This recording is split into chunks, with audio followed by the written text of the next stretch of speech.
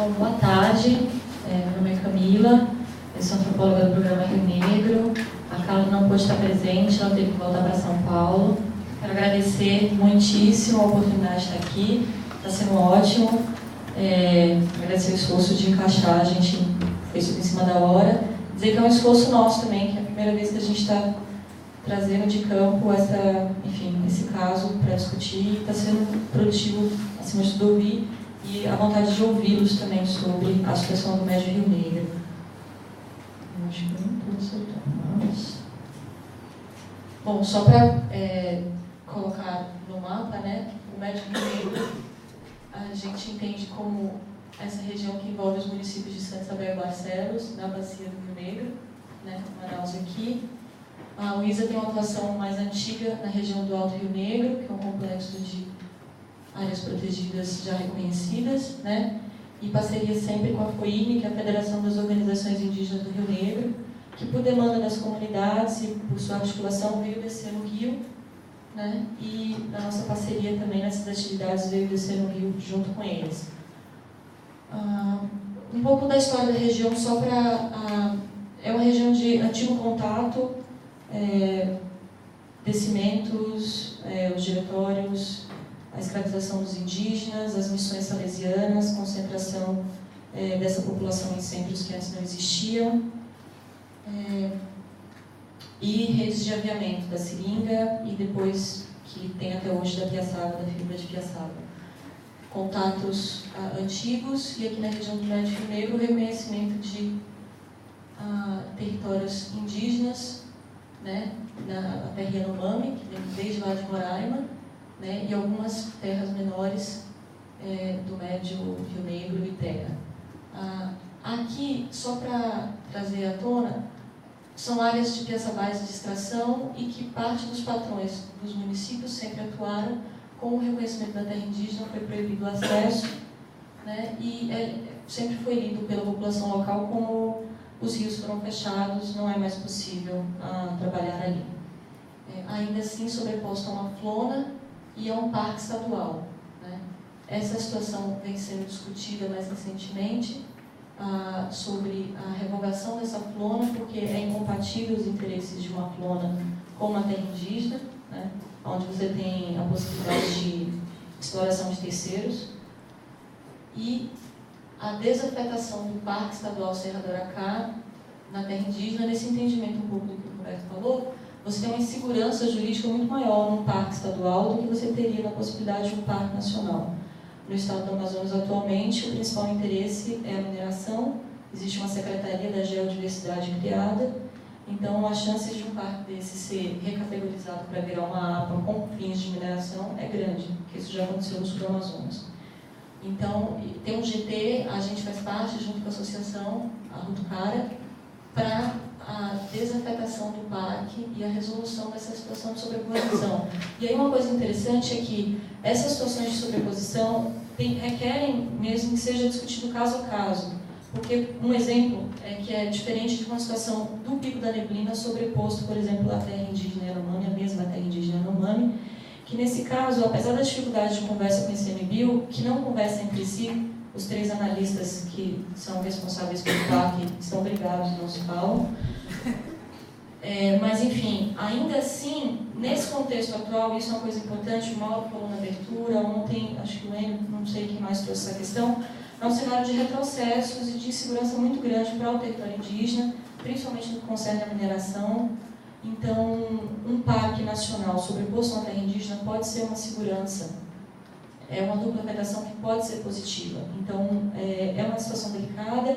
Ainda assim, apesar desses problemas do ICMBio, há um esforço, foi constituído o Conselho Gestor esse ano, né, parque antiquíssimo, mas há a possibilidade aí de se pensar ações e um plano de manejo, uma gestão compartilhada, que poderia, de fato, ser positiva, até pelo aporte que o ICMBio tem na região hoje, que a FUNAI não tem. Então, a princípio, isso é uma discussão que a gente vem fazendo, é que, a depender do caso, pode ser sim uma sobreposição positiva, né? Tem que se avaliar, né? Mas não é um foco. Bem, mas só para colocar o exemplo, que aqui não é o caso. Uma outra situação que acho que a Beatriz já falou bastante, o Emanuel, aqui ao sul do município de Barcelos, que é a situação do Parque do Jaú, da Reserva do Nimi, que levou à saída de muitas pessoas do Jaú, né, para a cidade, porque elas não podiam mais fazer a pesca comercial. E, em grande parte, pessoas que realizavam uma pesca irresponsável ou tida como predatória, né? E mais uma vez lida com a unidade de conservação ou reconhecimento de uma área protegida como restrição de acesso, restrição de uso. Nesse contexto, né, nesse contexto de históricos de restrição de acesso e de uso dos recursos, né, e uma população com uma alta mobilidade, esses pontinhos pretos são comunidades, né, e de relações de parentesco, enfim, totalmente espalhadas.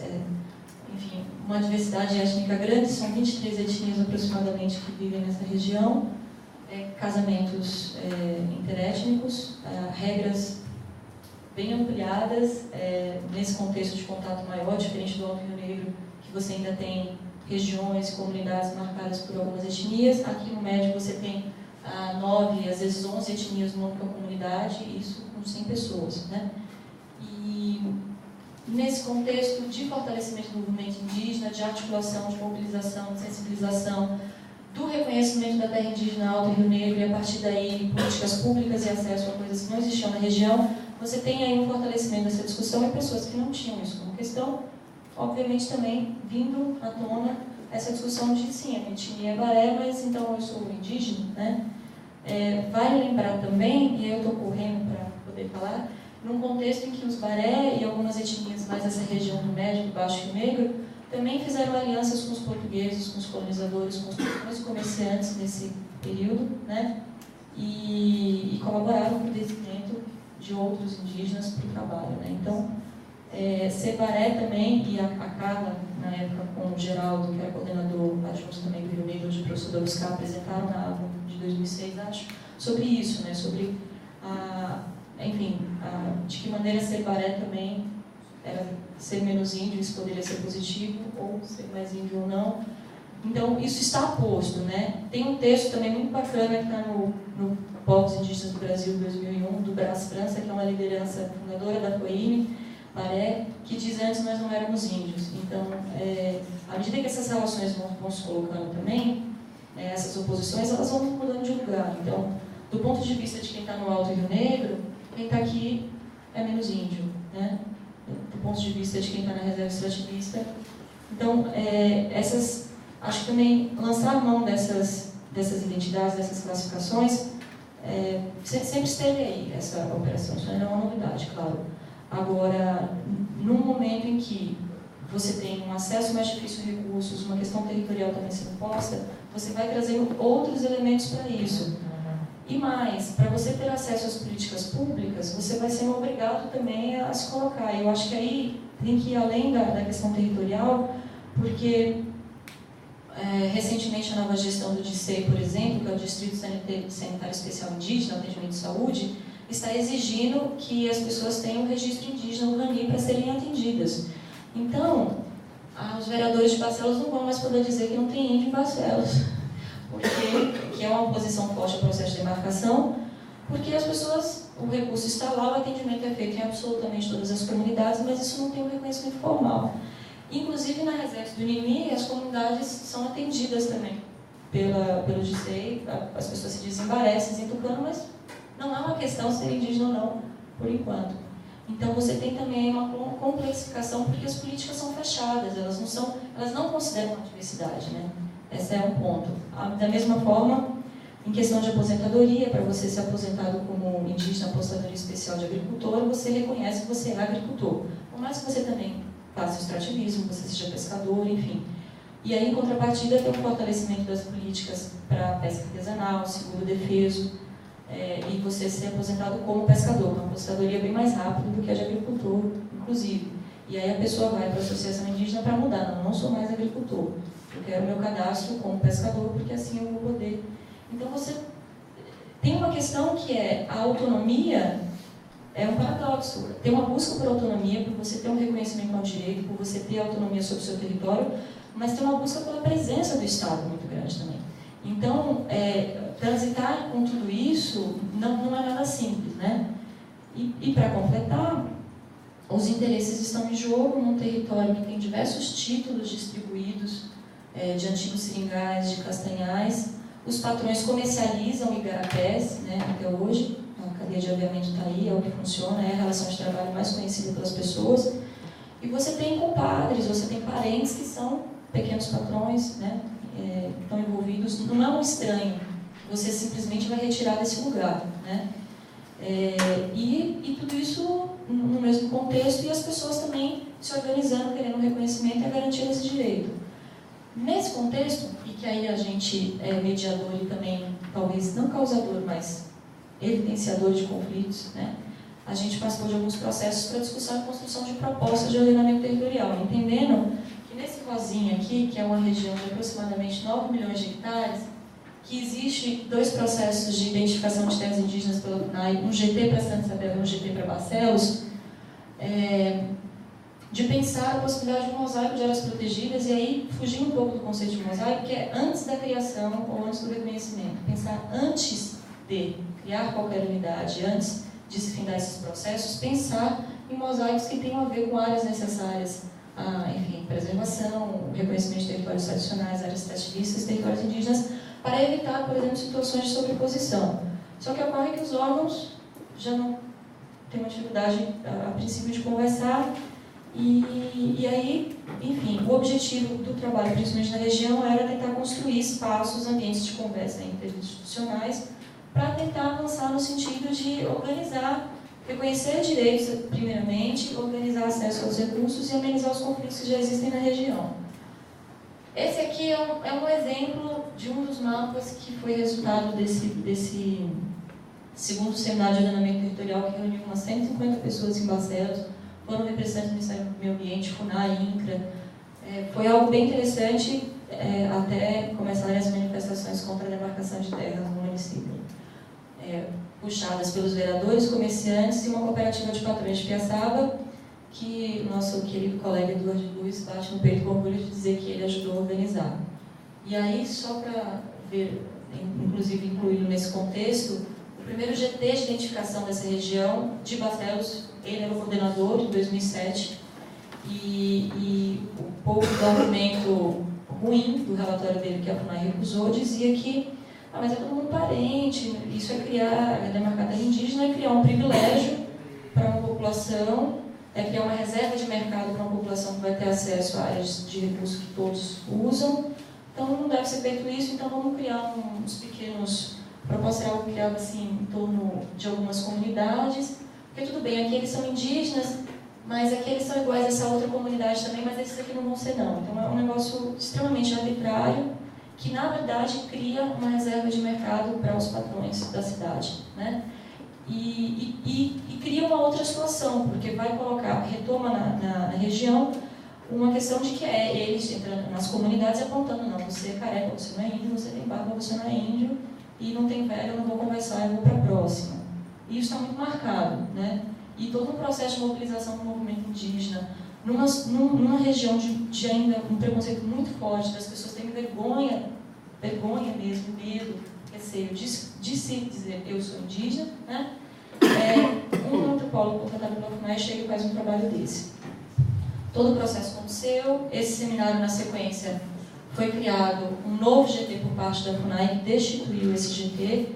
Em 2009 foi criado um novo GT coordenado pelo Sidney Pérez, professor da Federal Fluminense, que vem fazendo os trabalhos com as dificuldades de uma FUNAI que entrou em reestruturação, problemas de gestão local, as agendas, porque é um regime de colaboração, então não é um GT como outros constituídos só para aquilo, então é no tempo que é possível ser feito, o que tem dificultado muito, porque aí você torna um processo extremamente longo, dando abertura para que os patrões voltem nas comunidades, ameacem as pessoas, coloquem que vão fechar os rios, que vai ser como aconteceu no Nini, fazem referência ao Nini, mas na verdade é o Jaú, as pessoas saíram, foram retiradas porque era parque, não porque era reset, enfim. Vai se criando todo um imaginário de qualquer tipo de ordenamento ou regulamentação do território dos recursos é negativo, né?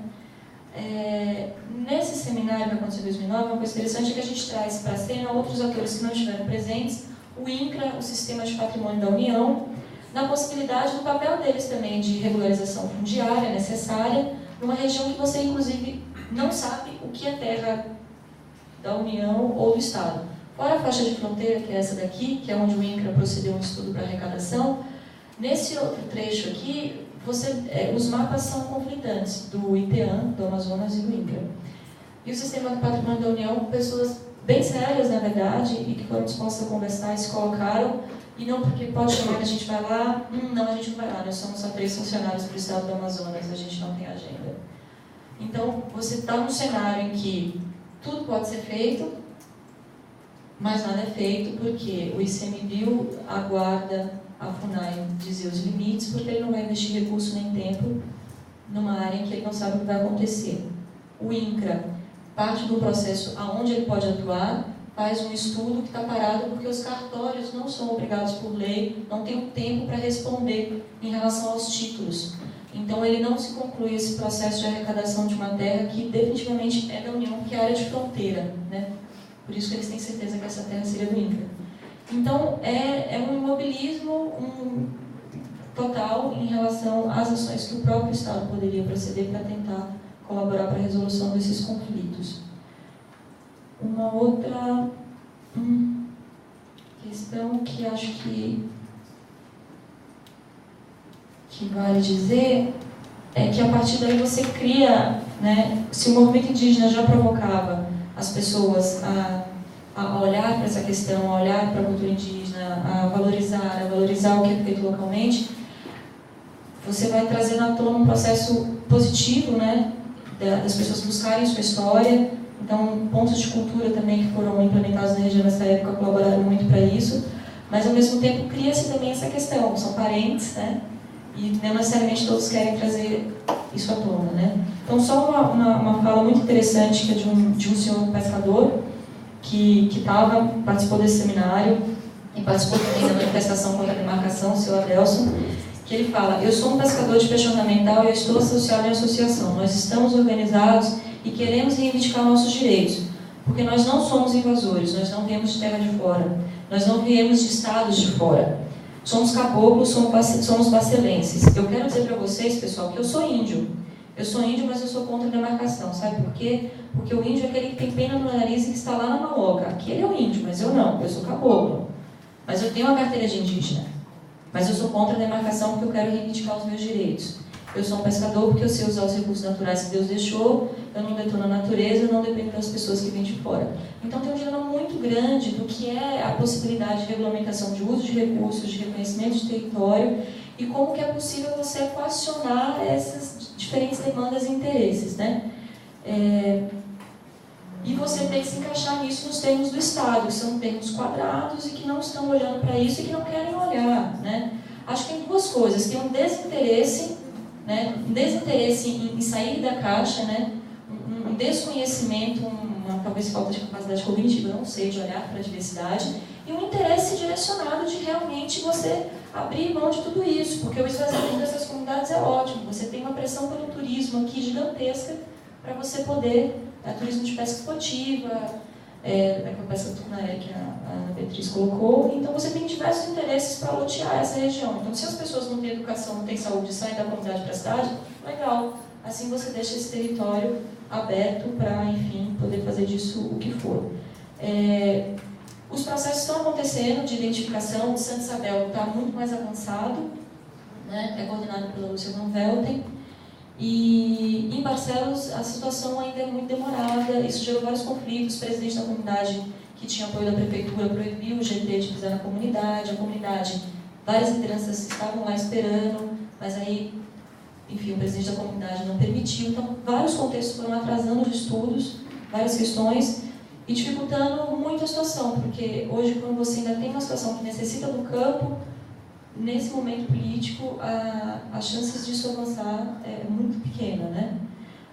Nesse meio tempo, a gente, em parceria com as associações, com as comunidades, acabou tentando discutir a gestão dos recursos e principalmente a questão da pesca, né? E entendendo que era preciso envolver esses outros atores, pescadores, extrativistas, poder público municipal, para pensar o território, a gestão do território de outra maneira.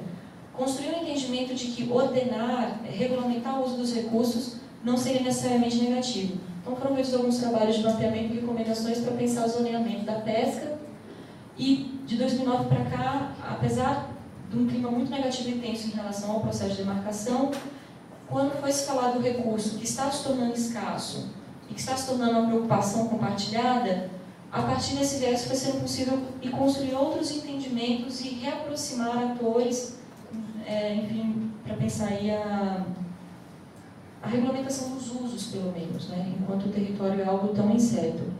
E acho que só colocar assim, pensando muito no que vários de vocês colocaram nas apresentações, é que o cenário político é delicado, não há nenhuma regulamentação para lidar com as sobreposições ou com esses contextos, e que, ao mesmo tempo, sem regulamentação, tudo pode acontecer, né? A coisa fechada da maneira que ela está hoje, ela não resolve as situações, mas abri-la demais também é um risco imenso. Acho que o Maurício colocou isso um pouco no final da mesa, é como lidar com isso, num momento em que o objetivo é você deslegitimar completamente esse direito ao território, é você discutir como lidar com essa diversidade, né? E acho que tem aí um grande desafio. E, não sei, acho que é isso para colocar.